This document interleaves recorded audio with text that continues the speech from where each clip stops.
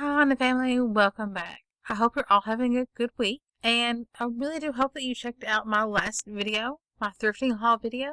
I had fun putting it together, and I actually ended up going back to that place one last time on the day before their last day. I picked up just a couple more items. I'm not sure if I'll do a video on that one, though.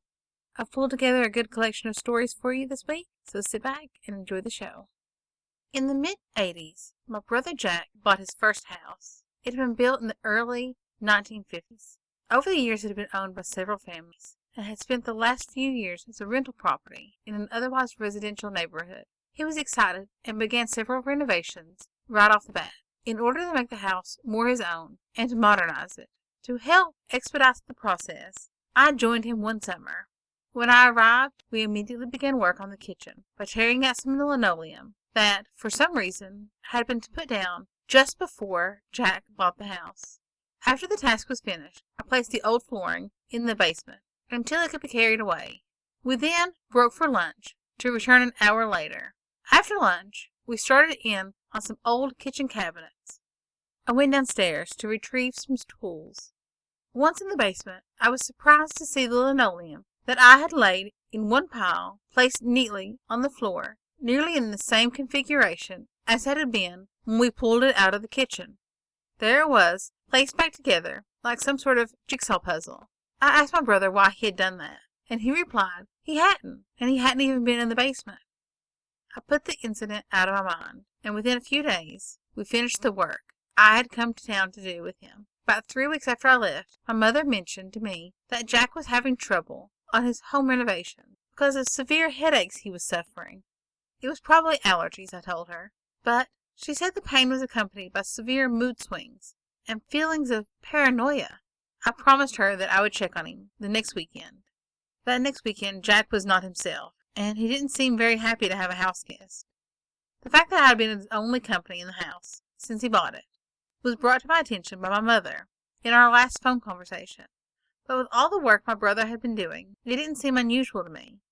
The first night of that last visit there, I was awakened at around 1 a.m. by the sound of footsteps going down to the basement. They were loud, heavy, so I assumed that Jack was heading down to the basement with some urgent purpose in mind. I got up to investigate, fearing that maybe there was a leak in the basement or something.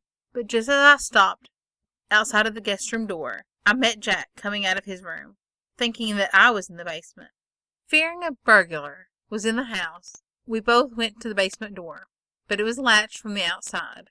All the doors and windows in the house were securely locked. Of course, this couldn't be conclusive proof that there wasn't someone in the house, so we needed to check the basement. As soon as we opened the door to the steps leading down, the sound of heavy-booted clomping began, this time moving down the stairs and into the basement itself.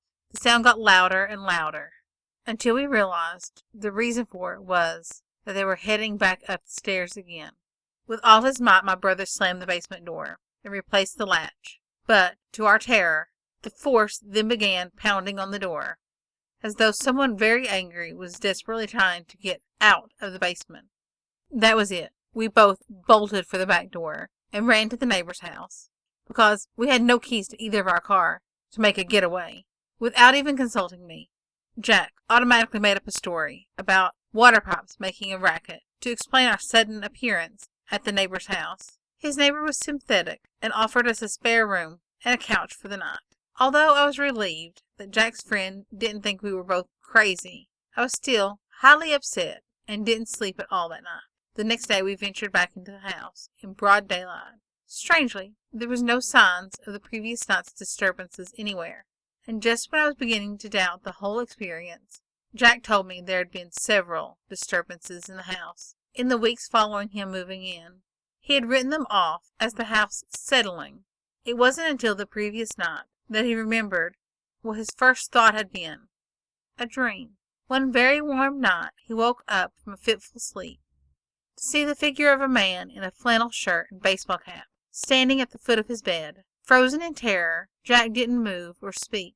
The spectre said nothing, and my brother could not see its face. The only feature he could make out was shaggy hair sticking out from under the cap. It just shook its head in a disapproving way, and turned and walked out the door. After the story, Jack's voice began to quiver, and he told me about the first time he had been shown the house. The real estate agent was showing him around. The current owners were not home, but he did notice a wedding picture on the wall and some family photos. The wedding picture showed a bearded man with shaggy hair standing next to a smiling young woman. The agent told my brother that the couple in the picture were the owners, and tragically the husband had been killed a few months earlier in an accident. The car he was driving had flipped during a rainstorm and landed in a rushing creek. He had drowned.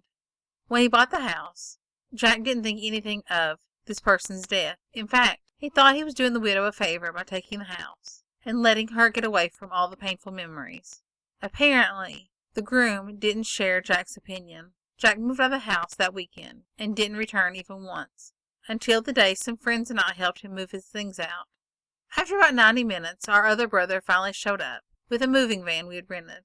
Jack was mildly irritated with our little brother for being so late, and he explained that he had come with the truck about 30 minutes before, but that Jack and myself and our friends hadn't arrived yet.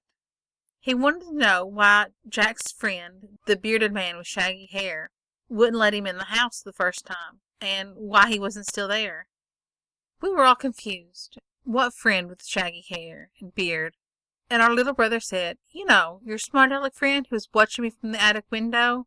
He had a baseball cap pulled up down low over his head. He was watching me. I waved my hands and rang the doorbell, but he wouldn't come down and unlock the door for me.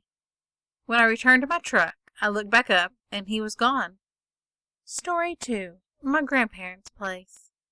My grandparents lived near an old hospital on the west side of town. It was always a happy place to visit. There was a strong sense of family there. When I was 13, my grandmother passed away from a heart attack while she was on vacation.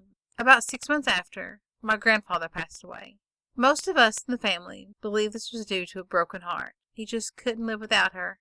Shortly after my grandfather's funeral, things started happening in their house. By this time, my aunt, uncle, and 3 cousins had moved into the old house. I'm very close to those cousins, and I would spend a lot of time there.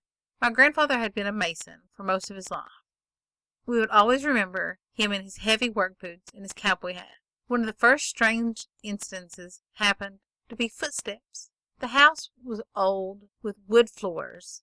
While I would be spending the night with my cousins in the back room, all 4 of us could hear heavy footsteps up and down the hallway, as if someone wearing heavy work boots was walking. The steps would go from the bathroom to my grandfather's old room and back.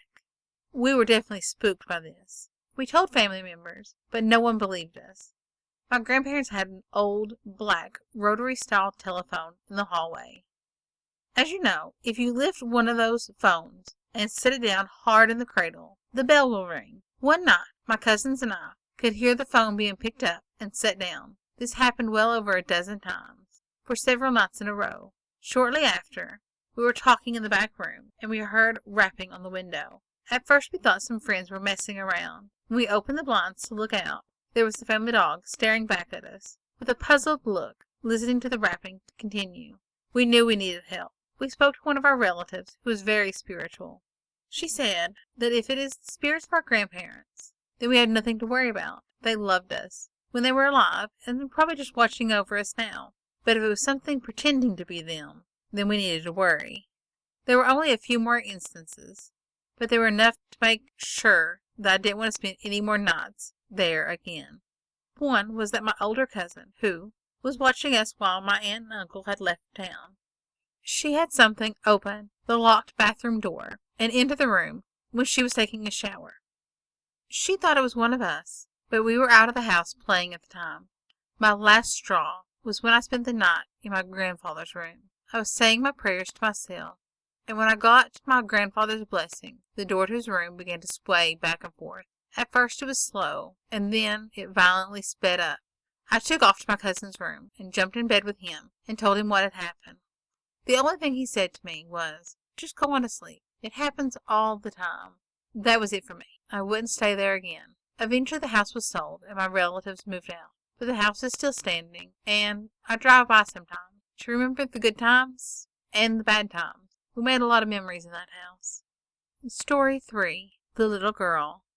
It all started with my sister. Her 2-year-old little girl came to live with me in California. I believe now that bringing a child into a house that had previously been a childless house somehow brought out this entity. Shortly after they moved in, I was babysitting my niece while my sister worked. It was close to 2 a.m. I suddenly woke to find a little blonde girl, about 2 years old, standing in the doorway of my open bedroom door. She was crying softly to herself.